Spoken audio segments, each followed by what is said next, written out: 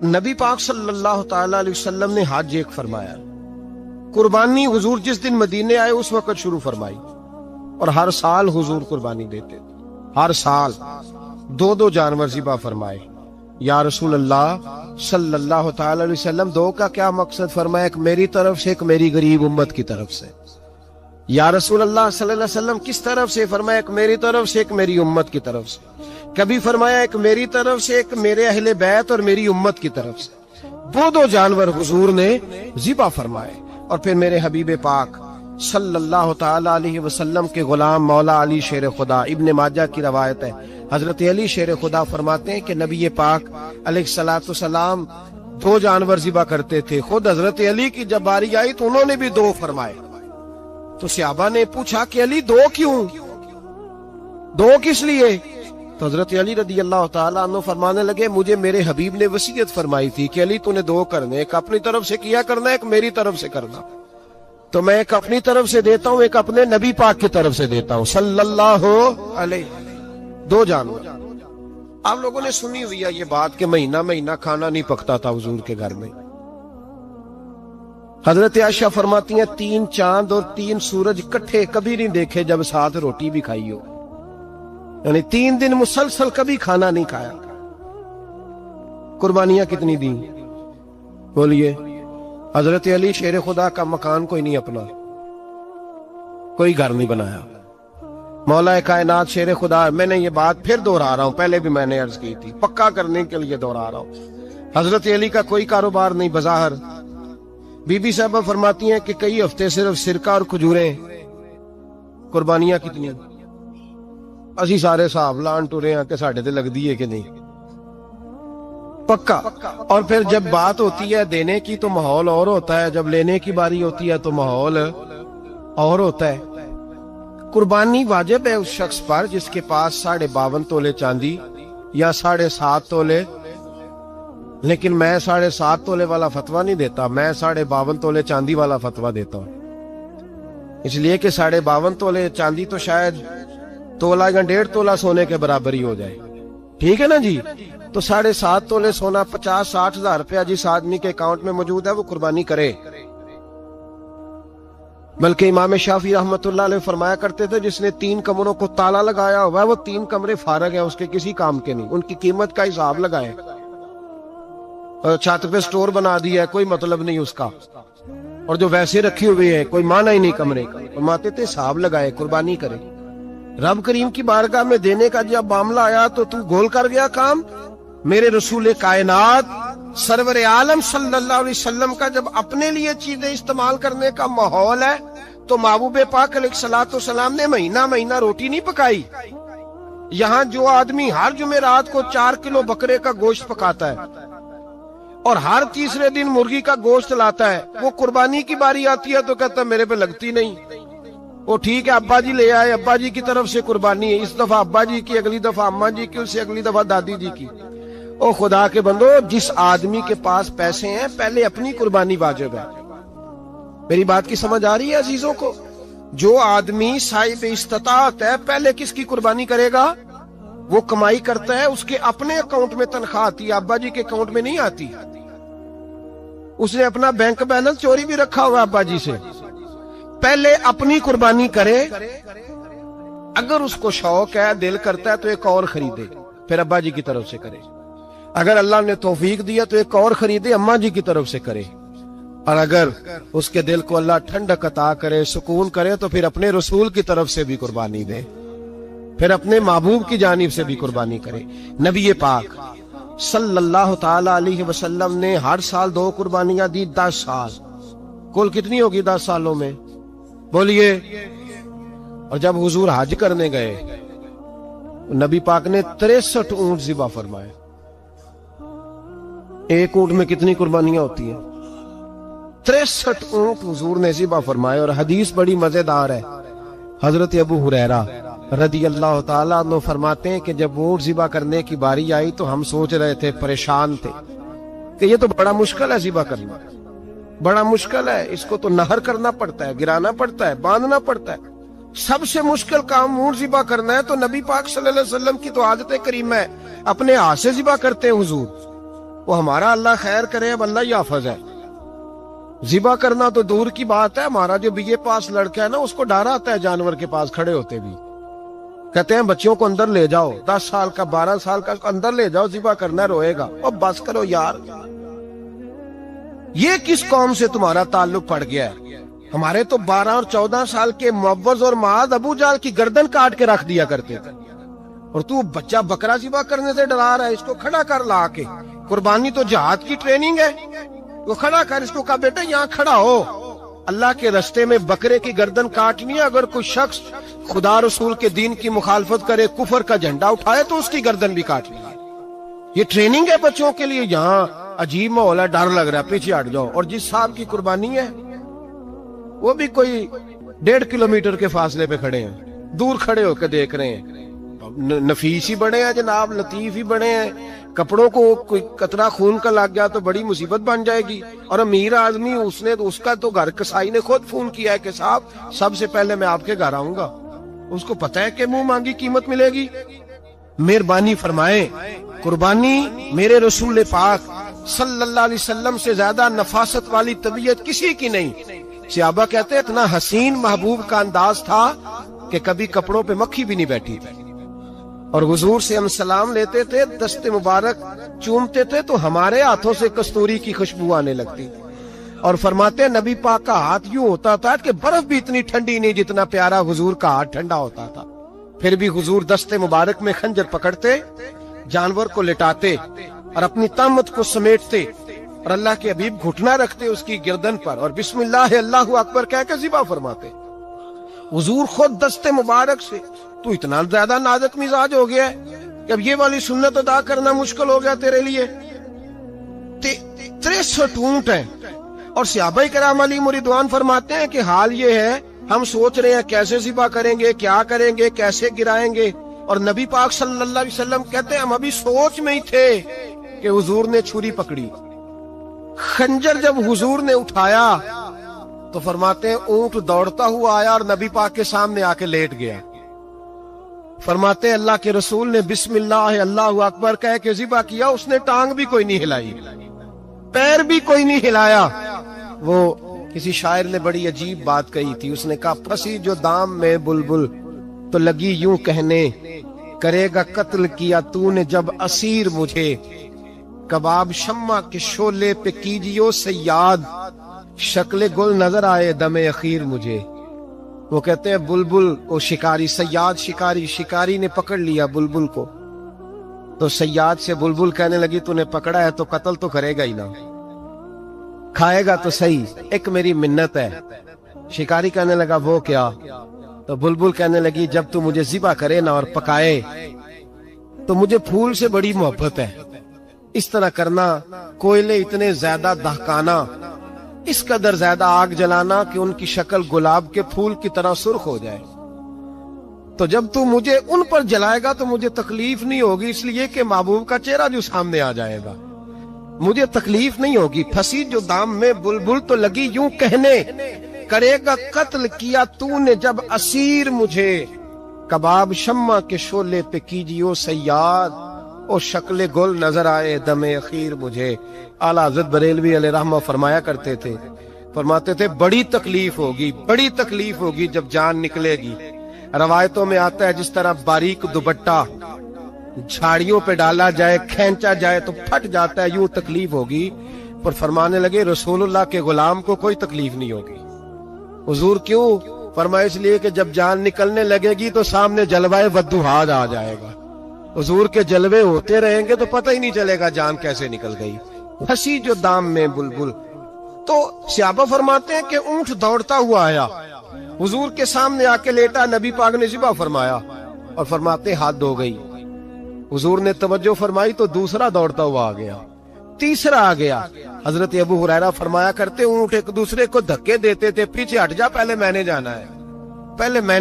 63 اونٹ وادی منا میں حج کے موقع پر میرے رسول پاک نے دست مبارک سے ذبح فرمائے. ہر قربانی حضور نے اپنے ہاتھوں سے فرمائی. قربانی واجبات دین میں سے، ضروریات دین میں سے ہے، اور کوئی اتنا لمبا چوڑا مسئلہ نہیں. بہت ساری چیزوں کو خود بخود مشکل کر لیتے. ٹی وی پہ خبر آتی ہے فیصل آباد کے 2 بیل ہیں، بھولو اور ڈھولو، پتہ نہیں کتنے من ان کا وزن ہے. ان سے پوچھا جا رہا ہے کہ بھولو ڈھولو کھاتے کیا ہیں؟ تو کہتے ہیں بادام کھاتے ہیں، مکھن کھاتے ہیں. یہ جناب پتہ نہیں ان کو دودھ کتنے کلو روز پیتے ہیں، اور بھولو ڈھولو بیچارے سے خود نہیں چلا جا رہا، لگ ایسے رہ جیسے وہ خود کہہ رہے ہیں مہربانی کرو ہمیں ذبح کر لو، اب تو اٹھا بیٹھا بھی نہیں جا رہا. او خدا کے بندو، دین کی اصل حقیقت کو سمجھو.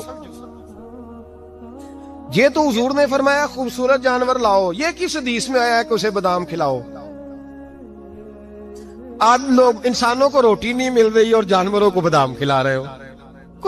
اس کے حصے میں جو اللہ نے شے رکھی ہے نا وہ چارہ ہے، اس کو چارہ کھلاؤ اور اچھے طریقے سے پیٹ بھر کے کھلاؤ.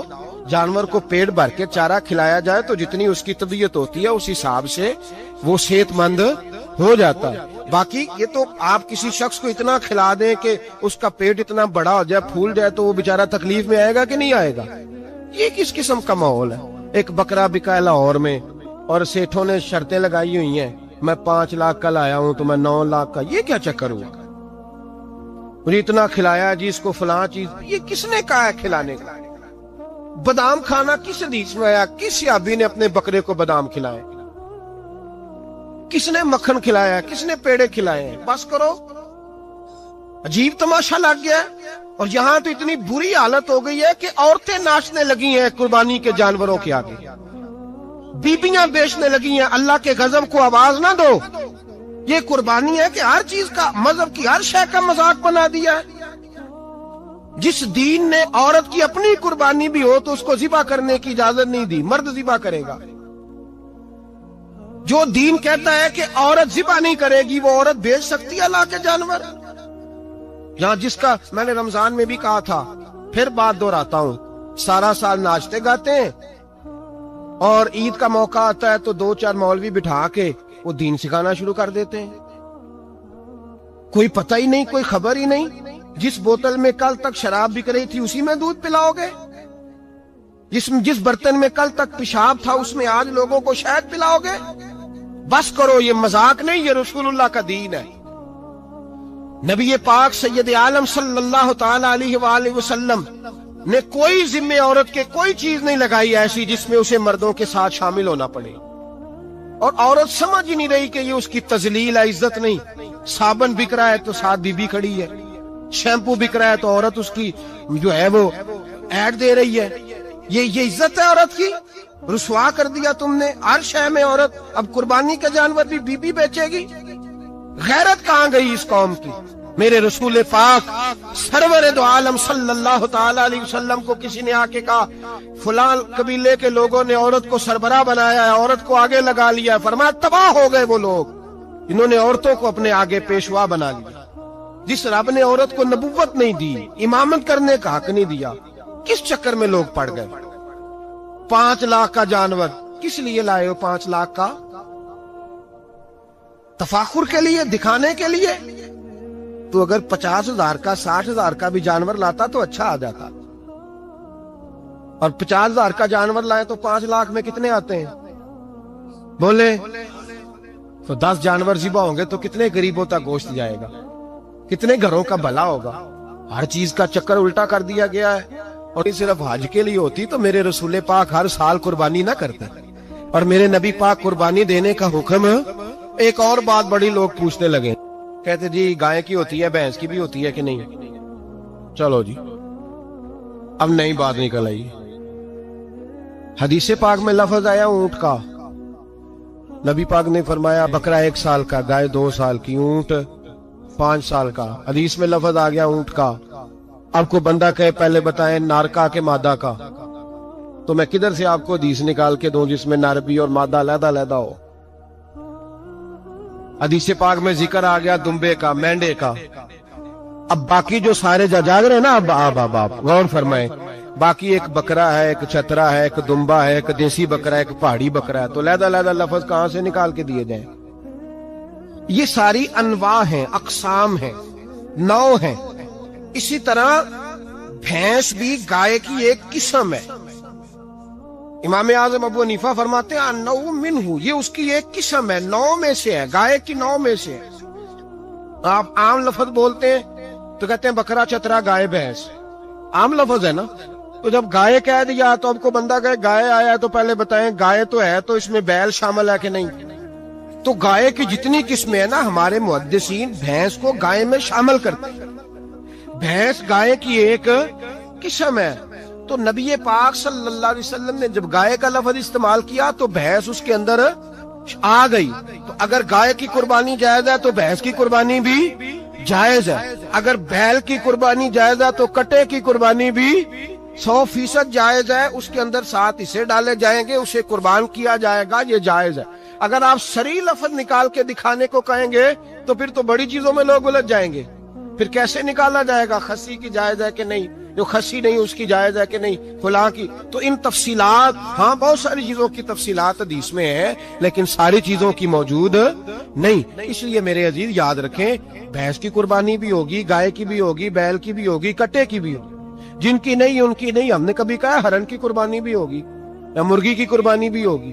تو حدیث مبارکہ کے اندر جو چیزیں موجود ہیں ان کی جتنی اقسام ہیں ان سب کی قربانی کرنا ہاں جائز ہے. اور میرے نبی پاک صلی اللہ علیہ وسلم نے فرمایا جانور خوبصورت ہو، لنگڑا نہ ہو، کانا نہ ہو، زخمی نہ ہو، خوبصورت جانور لاؤ، اس کو لا کے ذبح کرو. لوگ کہتے ہیں چلو اتنے پیسے اللہ کے راستے میں دے دیں تو یہ کافی نہیں کافی. مسلم شریف میں، بخاری شریف میں میرے نبی پاک سید عالم صلی اللہ تعالی علیہ وسلم نے فرمایا 10 ذی الحج کو اللہ کی نظر میں ابن آدم کا سب سے پسندیدہ عمل. لیکن نا 10 ذی الحج کو، کل کی 10 ذی الحج ہے تو بڑے کام ہوں گے. فجر کی نماز بھی ہوگی، تکبیرات تشریق بھی پڑھی جائیں گی.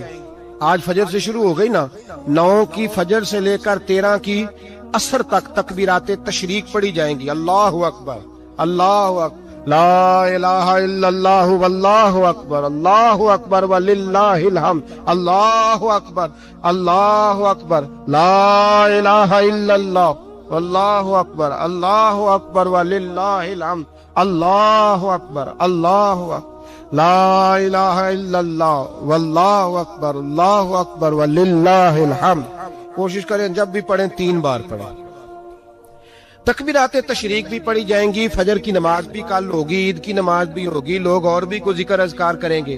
لیکن میرے نبی پاک صلی اللہ علیہ وسلم نے فرمایا 10 ذی الحج کو اللہ کو اپنے بندے کا جو کام سب سے زیادہ پسند ہے وہ یہ ہے کہ وہ اللہ کے راستے میں جانور کا خون بہائے.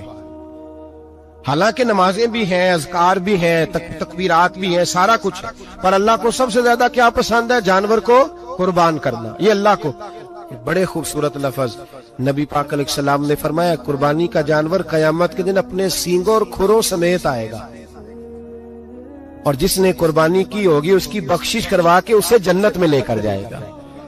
تو فرمایا ابن آدم کا سب سے پسندیدہ عمل یہ، سب سے پسندیدہ، کہ وہ 10 ذی الحج کو قربانی کریں، کوشش کریں خود ذبح کریں اپنا جانور. یہ حضور کی سنت ہے. یہ نہ ہو سکے تو نبی پاک صلی اللہ علیہ وسلم نے اپنے ہاتھوں سے ذبح کرنے لگے حضرت فاطمہ کا جانور.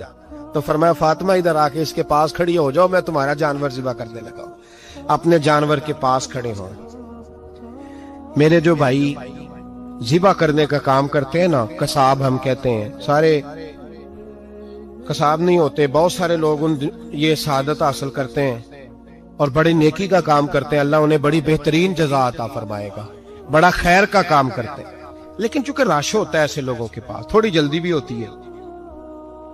پہلی تو کوشش کریں تکبیر خود ڈالیں، یہ نہیں ہو سکتا تو قریب کھڑے ہوں.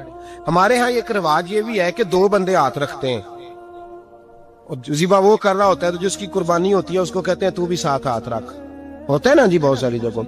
اب حکم یہ ہے شریعت اسلامیہ کا کہ جب جانور ذبح کریں گے تو پڑھیں گے بسم اللہ اللہ، بسم اللہ اللہ. ہاں نبی پاک صلی اللہ علیہ وسلم نے لمبی دعا پڑھی، صحابہ بھی لمبی دعا، انی وجہت وجہی للذی فطر السماوات والارض حنیفا وما انا من المشرکین، یہ بھی پڑھا.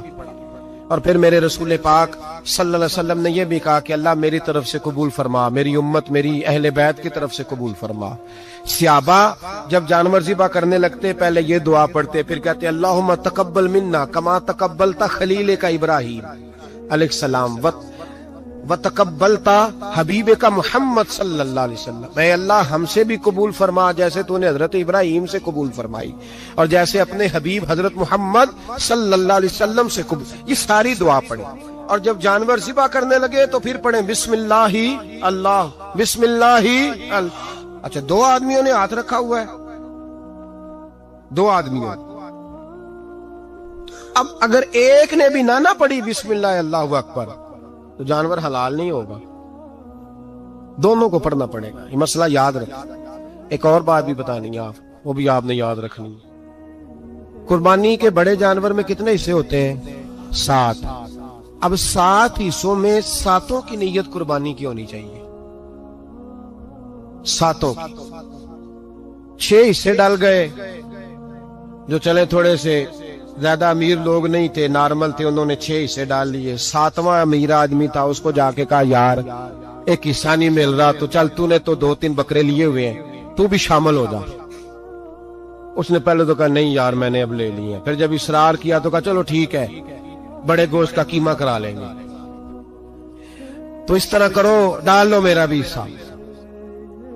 اب 6 کی نیت قربانی کی، 7ویں کی گوشت کی، کسی کی بھی قربانی نہیں ہوگی، گئے سارے۔ اب اس کے لیے شرط کیا ہے کہ اس کو بھی آپ، اصل میں ہمیں مسائل نہیں آتے، نہ ہم سیکھتے ہیں نہ پتہ کرتے ہیں، پھر خرابی ہوتی ہے۔ اب اس سے کہیں کہ یار قربانی سے پہلے اپنی نیت کا اعادہ کر، اپنی نیت کا اعادہ کر، بتا کہ تیری نیت کیا ہے، اور اگر غلط ہے تو صحیح کر لے، تاکہ سب کی قربانی تو بتا۔ یہ جو تو رکھ رہا ہے قربانی، تو کس کی قربانی کر رہا ہے؟ دادا جی کے نام کی، ابا جی کے نام کی، اپنے پیر کے نام کی، استاد کے نام کی، یا رسول پاک صلی اللہ علیہ وسلم کے نام کی، نبی پاک کے نام کی؟ اس سے پوچھیں، اور جو وہ نیت بتائے اس نیت کی دعا ہوگی، اس کی طرف سے کہا جائے گا اے اللہ اس کی طرف سے اسے قبول۔ میری بات کی سمجھ آ رہی ہے میرے عزیزوں کو؟ اور اس ارادے کے ساتھ قربانی، اگر ایک کی بھی نیت خراب ہو گئی تو مسئلہ بگڑ گیا۔ پوچھنا نہیں کسی بندے سے بھی کہ قربانی لی ہے کہ نہیں، کسی سے نہیں پوچھنا، کسی سے سوال نہیں کرنا کہ قربانی کا اس دفعہ کیا پروگرام، قطعاً نہیں۔ سفید پوش آدمی کے لیے مسئلہ بن جاتا ہے وضاحت دینا۔ جب اللہ تعالیٰ نے سب پر فرض نہیں کی تو ہم کیوں تفتیش کرتے پھرے؟ ایک تو سوال نہیں کرنا، دوسرا خود سے دیکھ لیں کس نے خرید لیا ہے کس نے نہیں خریدی۔ جنہوں نے نہیں خریدی ان کی لسٹیں بنائیں، لائنیں لگا کے گوشت نہیں بانٹنا، کوشش کرنی ہے دروازے تک دے کے آئے۔ کریم کا کرم ہم تک پہنچائے تو دروازے تک پہنچائے۔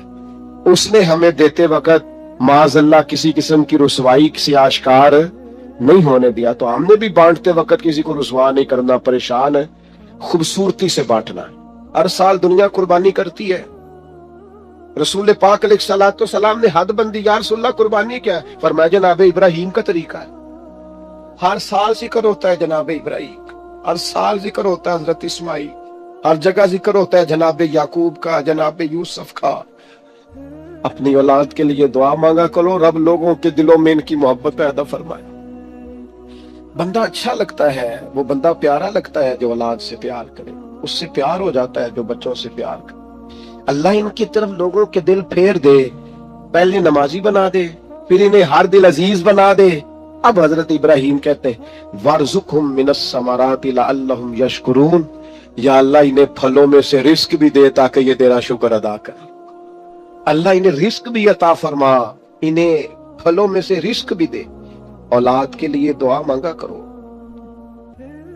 انہیں اللہ روزی دے وسیع، اولادیں کسی کی محتاج نہ ہو، بچے کسی کے دستے نقل نہ ہو، کسی کے ہاتھ نہ دیکھنے پڑے، کسی کی طرف بڑھنا نہ پڑے۔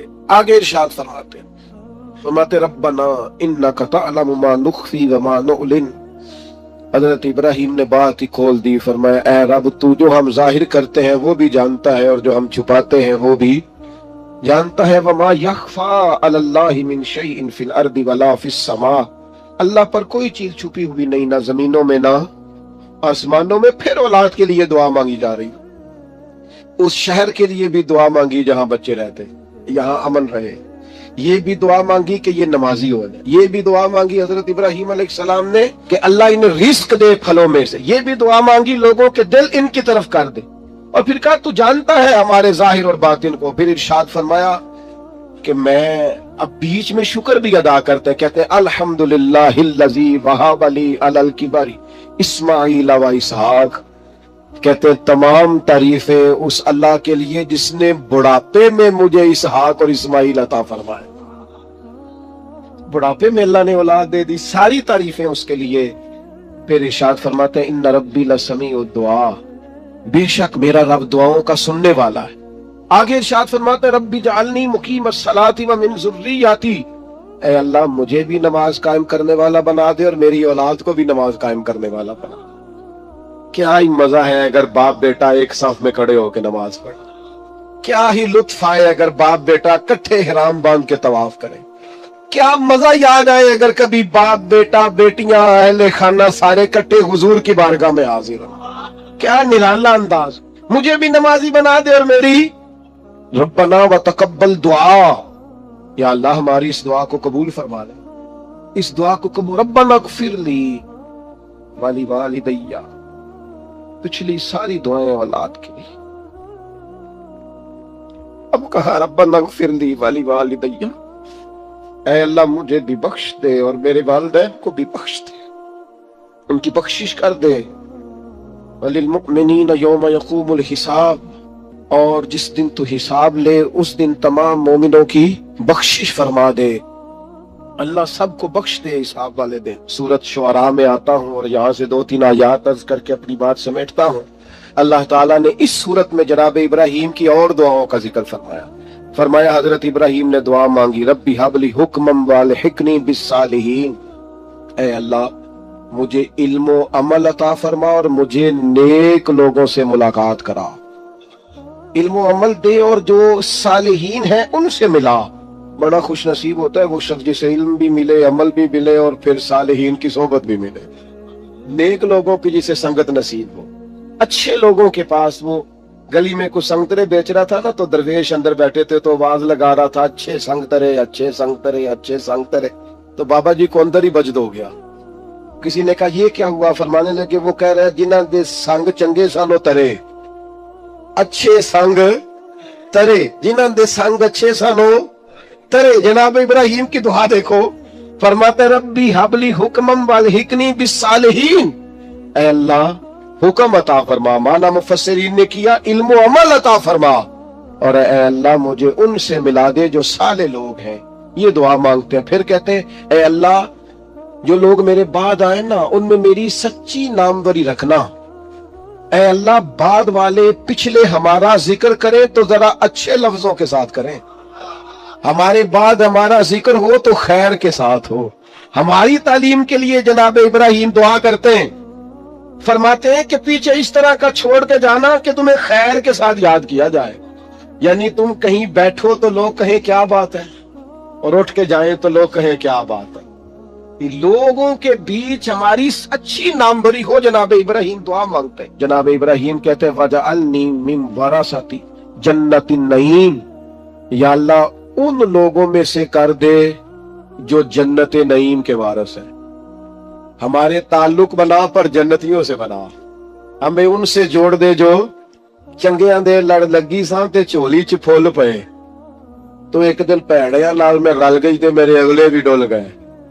کہا اے اللہ ان میں سے کر دے جو جنت نعیم کے وارث ہے. اور فرمایا ولا تخزنی یوم یبعثون, یا اللہ اس دن رسوا نہ کرنا جس دن لوگ قبروں سے اٹھائے جائیں.